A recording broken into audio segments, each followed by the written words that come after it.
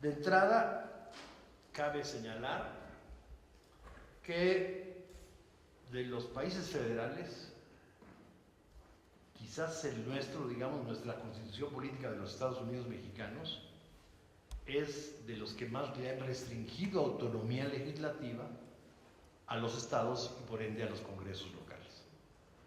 O sea, ha sido un proceso de concentración de facultades.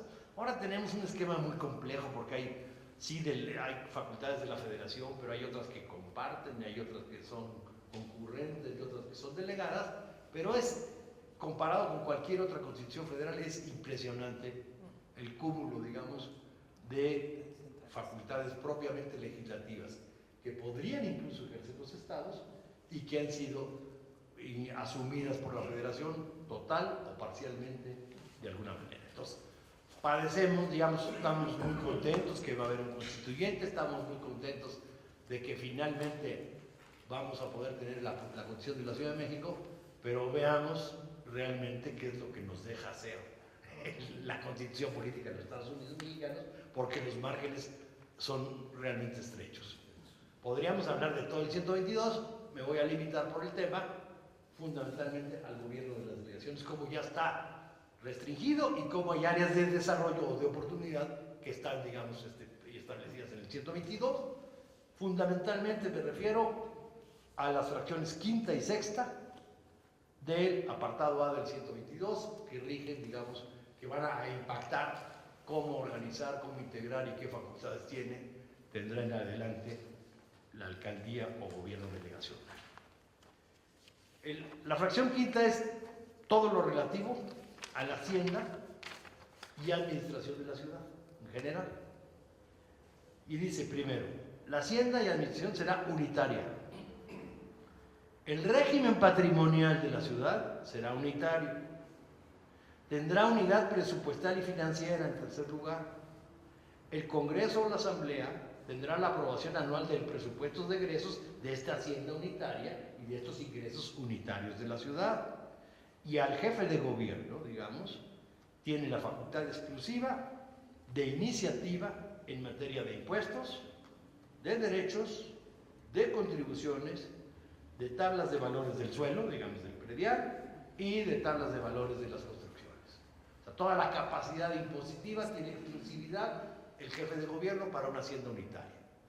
¿Qué quiere decir esto para las futuras alcaldías? No cambia mucho de cómo está la situación para las actuales delegaciones, pero para las futuras alcaldías, en síntesis, quiere decir que es un gobierno unitario y centralizado en materia de ingresos y egresos. O sea, no hay mayor descentralización. Que las alcaldías, como las actuales delegaciones, se mantendrán sin patrimonio propio y con escasa o muy limitada, no en materia patrimonial, personalidad jurídica, ni en materia de ingresos. ¿Qué quiere decir en términos políticos? Que no hay descentralización, que en el mejor de los casos, en la Constitución de la ciudad y en las leyes posteriores, se podrán desarrollar mayores o menores esquemas de desconcentración, pero no de descentralización. Se mantiene, digamos, el carácter unitario. Puede tener sus ventajas y es muy discutible, pero seamos claros en qué terreno nos vamos a mover en términos de la nueva Constitución. Eso es en lo que se refiere al apartado quinto del 122. El sexto es lo relativo a la división territorial y organización político-administrativa, digamos, de este nivel, a nivel de las alcaldías o delegaciones. Primero, de acuerdo a las previsiones de la Hacienda Pública, la legislatura aprobará los presupuestos de las alcaldías. O sea, con esta hacienda unitaria, etcétera, etcétera, no corresponde al cabildo. Vamos a ver qué margen tiene para aprobar qué, pero el presupuesto, digamos, finalmente será aprobado por el Congreso local, por la actual Asamblea Legislativa, que tendrá el carácter de Congreso local. Establecido, digamos, que lo ejercerán, una vez teniendo el presupuesto, lo ejercerán de manera autónoma en los supuestos y términos que fije la Constitución Política de los Estados Unidos mexicanos. Entonces, ahí es donde hay que estudiarle, ahí es donde hay que ver hasta dónde puedes desarrollar este ejercicio autónomo en qué consistiría, y en la constitución política de la Ciudad de México habrá que ver las bases y los criterios para ese posible ejercicio autónomo, de qué margen, de qué rubros habrá que, digamos, meterle el diente y pensarle. Es ahí donde se puede desarrollar una cierta posibilidad de autonomía en el ejercicio presupuestal, más no necesariamente en la aprobación. La integración sobre cómo se elegirán estos órganos de gobierno y qué facultades administrativas tendrán. Primero, marca que por planillas, encabezadas por el alcalde, ordenadas en forma progresiva. Es decir, se copió deliberadamente el modelo, digamos, de elección municipal que hay en todo el país, en donde es la planilla encabezada por el que va a ser el presidente municipal, y dice, encabezadas por el alcalde, ordenadas en forma progresiva. Yo no sé hasta qué punto se pueda subvertir esto, pero me da la impresión que esto quiere decir precisamente listas cerradas. Es decir, en lugar de que nos presenten una planilla con una lista en donde el elector escoja el orden de a quién quiere de los que propone ese partido, de los que propone esa fórmula, serán las listas necesariamente ordenadas en forma progresiva, sin margen de elección del elector, que es lo más abierto y lo más representativo, digamos, en la que nos impone el partido, y el elector no tiene más opción que votar por la planilla en el orden en el que se le presenta. Entonces ahí tenemos copiadito el sistema electoral de los municipios en el país, con todas las desventajas que esto ha tenido, las ventajas para los partidos, pero con todas las desventajas que hay esto. Entonces, ¿hasta qué punto en la Constitución se puede abrir esto? No, es algo que habría que trabajar para ver cómo se le saca la vuelta. De 10 a 15 miembros, pues me parece razonable, digamos, aunque no hay la misma proporción de poblaciones en una y en la otra, no podría ser excesivo. Están hablando, es relativamente, yo creo que van a ser cabildos, digamos, o consejos relativamente chicos, si comparamos con algunos estados que sí tienen un poco más, digamos, de regidores por población, pero a nivel internacional cualquier comparación les apuesto que saldría bastante baja, digamos, sería un número reducido. Consideremos que si ya hay escándalo, que porque se van a multiplicar los puestos, si pusieras un número más representativo, pues el escándalo a lo mejor posiblemente sería mayor. Y también quiero de una vez señalar que en un transitorio claramente dice que en el 2018 todos los consejos tendrán 10 miembros y se hará sobre 16 delegaciones. O sea, la posibilidad de que haya más demarcaciones, etcétera, etcétera, será hasta después del 2018. Entonces, tampoco la Asamblea, los constituyentes de la Asamblea se pueden poner a regalar más puestos o a inventar delegaciones. Eso, si acaso sucede, se sucederá después. En el 2018 se elegirán 10 por delegación y en 16 delegaciones. Otro punto, tendrá que ser por mayoría relativa y por representación proporcional, en relación de 60% por mayoría relativa y 40% en representación proporcional. Se trata de reproducir el esquema nacional de integración de la Cámara de Diputados, pero en un consejo, digamos, en donde se toman ciertas decisiones, implica que el ganador se llevará el 60% de los asientos. O sea, la planilla que gane automáticamente tiene garantizado la posibilidad de decidir con su mayoría y en su disciplina, decidir, digamos, por mayoría las decisiones. Lo único que nos puede consolar un poco es que no llegará a 2/3 partes del Consejo, que en algunos estados hasta sobrepasan las 2/3 partes de los regidores de la planilla ganadora. Entonces, se puede poner desde la Constitución de la Ciudad de México o en las leyes secundarias algunas decisiones que sean tomadas en la delegación por 2/3 partes, y ya implica que fuerces a la mayoría a negociar con la minoría en algún tipo de decisiones.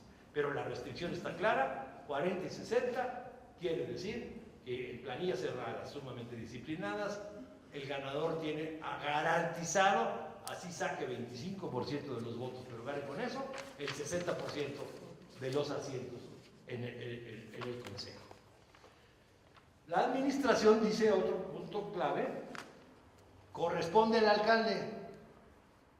O sea, no es el ayuntamiento o el consejo el que va a ser el órgano de gobierno y el administrador, sino aquí se da toda la responsabilidad de la administración al jefe delegacional tal cual está ahorita.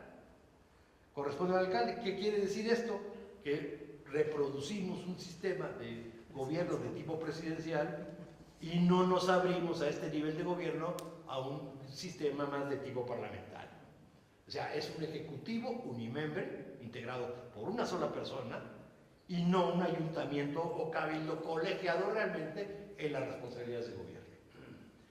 Vale la pena señalar que a nivel nacional, aparentemente, o a nivel constitucional, el ayuntamiento sí es un órgano colegiado. Pero si nos vamos a las leyes orgánicas municipales, pasa exactamente lo que aquí se puso. Entonces, lo que en los estados pasa a nivel ley orgánica municipal, acá lo subieron a la Constitución Política de los Estados Unidos Mexicanos para no darle margen a la Constitución local, digamos, a tratar de inventar una forma de gobierno colegiado desde la Constitución de la ciudad. Y evidentemente la alcaldía y el consejo, el alcalde y el consejo de la alcaldía estará sujeto a las previsiones y características de la hacienda pública de la ciudad, es decir, todo lo que, con lo que empecé, de unitaria, centralizada, etcétera, etcétera. Y en ese marco de una hacienda unitaria, que es de toda la ciudad, en donde ya vimos la participación del jefe de gobierno, ya vimos que el que aprueba el presupuesto de la asamblea y el que aprueba los ingresos en la asamblea, en ese marco, los consejos de las alcaldías podrán aprobar el proyecto de presupuesto de egresos.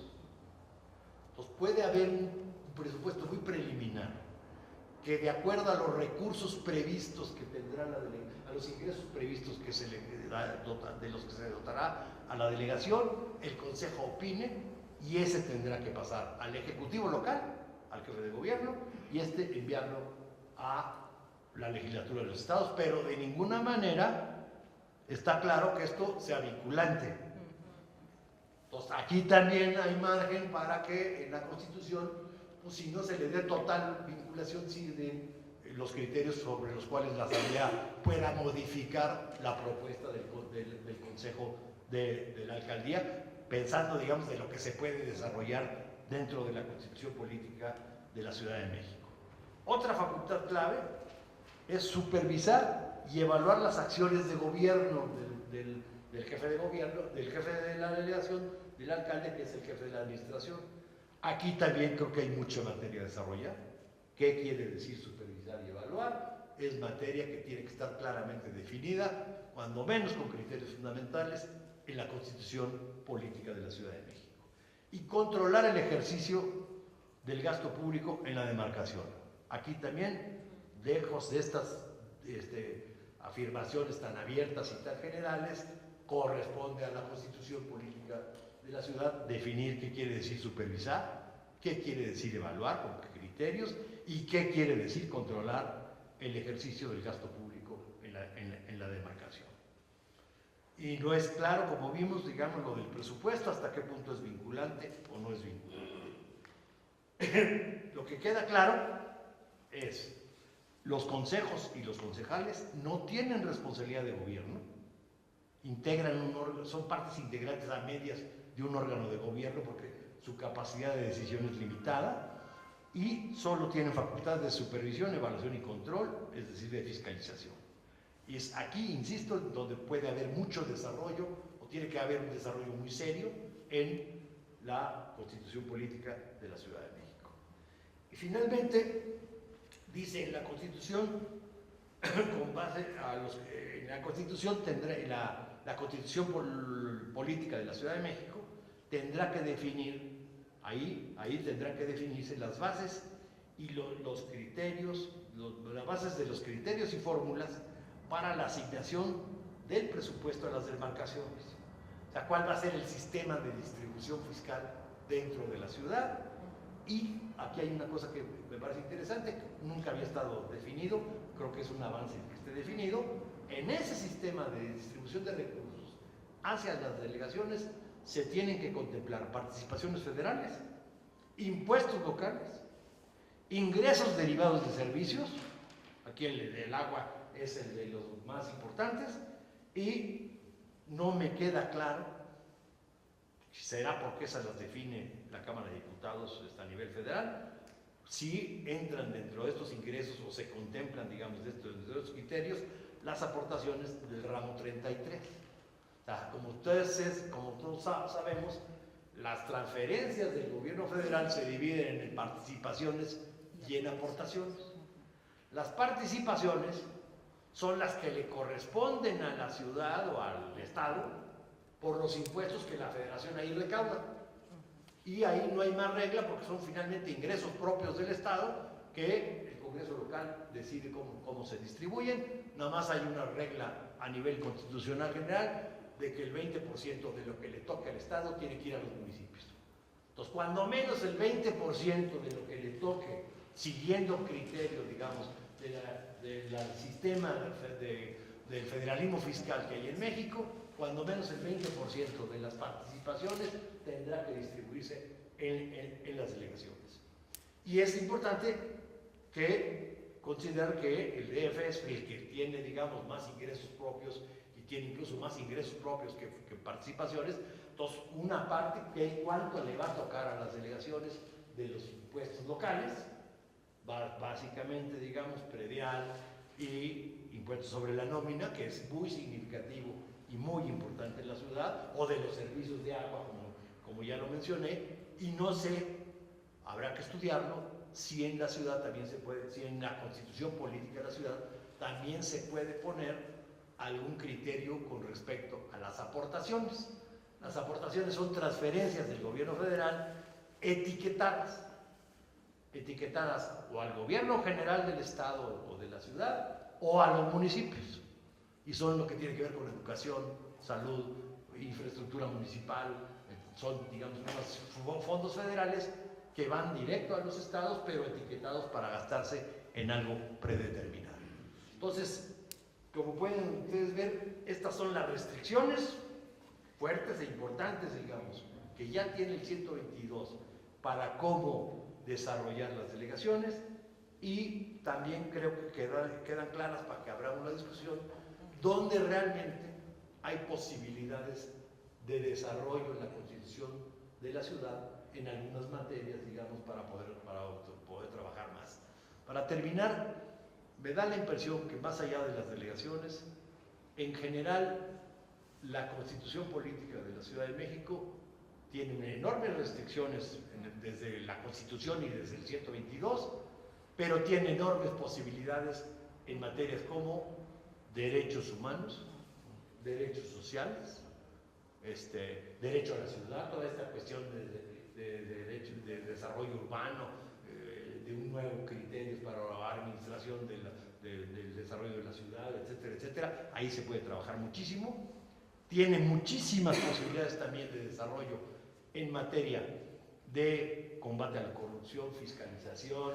En todo eso también se puede desarrollar e innovar de manera significativa para hacer un modelo, digamos, contrastante con el resto del país. Y tiene sobre todo también en materia de responsabilidad de los servidores públicos.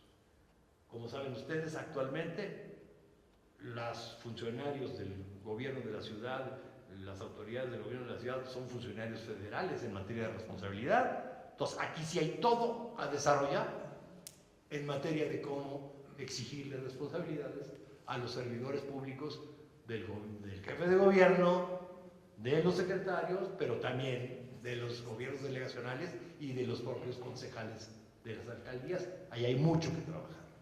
Creo que con esto queda muy claro el parámetro para que abramos una discusión después de que Iván intervenga.